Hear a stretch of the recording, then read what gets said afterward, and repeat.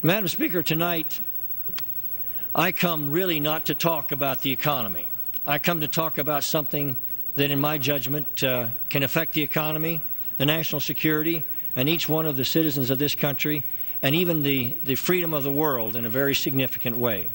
I would remind us that as we talk about economic challenges, we have to remember that we're talking about a $700 billion bill today, and yet remember that 2 airplanes hitting 2 buildings cost this economy $2 trillion. Tonight, I want to address this body on something that I've wanted to address it for a long time, because I believe that a nuclear Iran represents one of the greatest threats to human peace facing the human family. So, Madam Speaker, let me begin first by saying that there are millions of innocent, freedom-loving citizens in Iran who are truly good and gentle people suffering under brutality and oppression. They long for true freedom and partnership with the international community. To them, I first want to say, America stands with you. Now, Madam Speaker, almost exactly 3 years ago, I stood at this podium and called upon the United States to clearly define its position toward what is now the world's largest state sponsor of terrorism. The Islamic Republic of Iran is, in my judgment, the world's largest sponsor of state terrorism. Beginning from August 2006, Iran has blatantly ignored deadlines established by the International Atomic Energy Agency, or the IAEA, and refused to comply with repeated Security Council deadlines to cease its uranium enrichment. Despite claiming to desire peace, Iranian President Ahmadinejad has undermined every advancement toward peace and emerging democracy in the Middle East by actively supporting terrorist groups such as Hezbollah, Hamas, and Shiite insurgents and militias in Iraq that are responsible for killing and maiming U.S. and coalition forces and countless innocent citizens. Iran, Madam Speaker, has now catalyzed a nuclear arms race in the Middle East.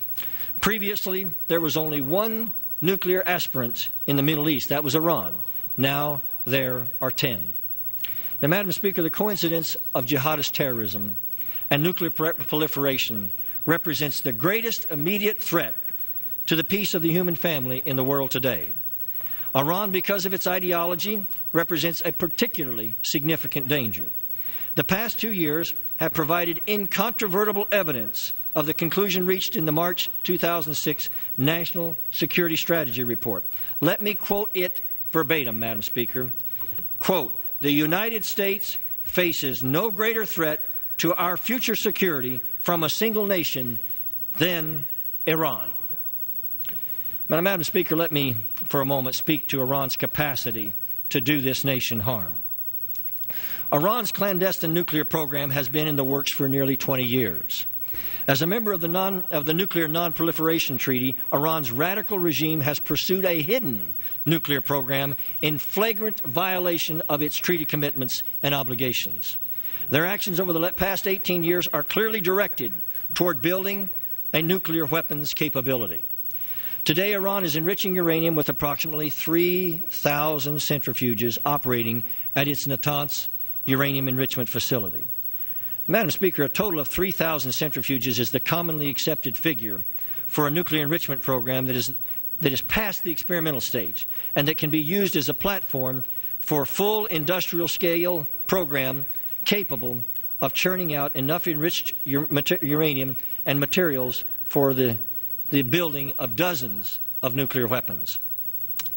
The Director of National Intelligence, Mike McConnell, concurred with Israeli intelligence reports earlier this year when he testified before the Senate Intelligence Committee. He stated that 3,000 centrifuges operating continuously would produce enough fissile material for a nuclear weapon in less than 2 years. In less than 2 years, Madam Speaker. Iranian leadership has now announced its intention of increasing its number of operational centrifuges from 3,000 to 9,000. Moreover, Madam Speaker, Iran is now beginning to manufacture its own centrifuge, the IR-2, which improves on the advanced P-2 centrifuge used to build Pakistan's nuclear arsenal. and that is capable of producing enriched uranium 2 to 3 times faster than the older models. Iran says it plans to move toward a large-scale uranium enrichment program that will ultimately involve 54,000 centrifuges. Madam Speaker, a few days ago, in comments prepared for delivery to the IAEA board members, the European Union warned the world that, quote, Iran is nearing the ability to arm a nuclear warhead. Iran's president says its activities are intended for domestic energy production only. But let's examine that for a moment, Madam Speaker. Iran already possesses a wealth of its own natural gas, and that's the ideal fuel for generating electricity. Here in the United States, for instance, we have largely mastered nuclear power plant technology, but natural gas is still the overwhelmingly preferred fuel for our own electric power plants. So, Madam Speaker, how can the world believe that Iran is continuing enrichment of uranium for only peaceful purposes, when it would be far easier to utilize the wealth of natural gas it already has at its fingertips? It makes no sense whatsoever that Iran has gone to the expense of building a facility of 3,000 centrifuges to ostensibly enrich uranium for a nuclear power plant, when they could easily buy that fuel from Russia at a fraction of the cost. This is like building an entire factory to make a ham sandwich. And this is from an oil-rich country that imports 40% of their gasoline, rather than build the refining capacity to refine it from their own oil. Madam Speaker, if Iran's uranium enrichment program is only for producing legal power plant fuel, why have they hidden it for 18 years?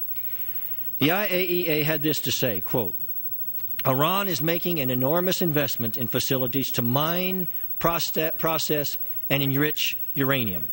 And it says it needs it to make it for its own reactor fuel because it cannot count on foreign supplies. But for at least the next decade, Iran will have at most one single nuclear power reactor. In addition, Iran does not have enough indigenous uranium resources to fuel even one reactor over its lifetime, though it has quite enough to make several nuclear bombs. So we are being asked to believe that Iran is building uranium enrichment capacity to make fuel for reactors that do not exist from uranium Iran does not have.